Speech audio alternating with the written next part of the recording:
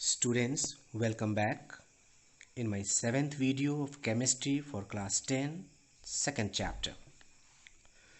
In this video, we are going to study about the reaction of acid with metal oxide. This is the fifth property of acid. Before this, we have already studied the four properties. In fourth one, we have studied that what happens when an acid reacts with a base. But in this video, we will study that what will happen when an acid reacts with a metal oxide. So this is the key point, that whenever an acid reacts with a metal oxide, it produces salt along with water. Means whenever an acid reacts with metal oxide, then the results are salt and water. This point you will have to memorize. Now we are going to explain this point with the help of an example. The example is reaction of HCl and CuO.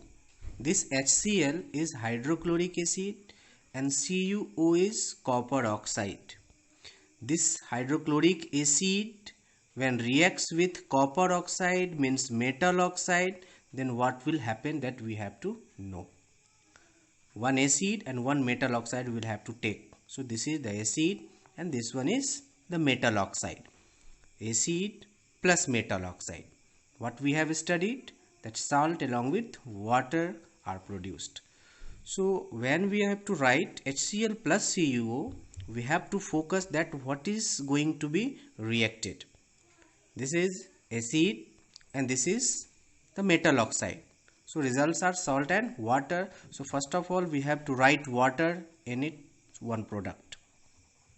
For salt, we have to select the metal part from metal oxide and this anion from acid, that is negative part. Metal part from the metal oxide and the anion part from the acid. These two parts will combine to give salt. Now this Cu is having charge +2 and Cl is having -1 charge. Using crisscross method, we will see that it is CuCl2, that is copper chloride. This is the salt which is obtained when HCl reacts with CuO.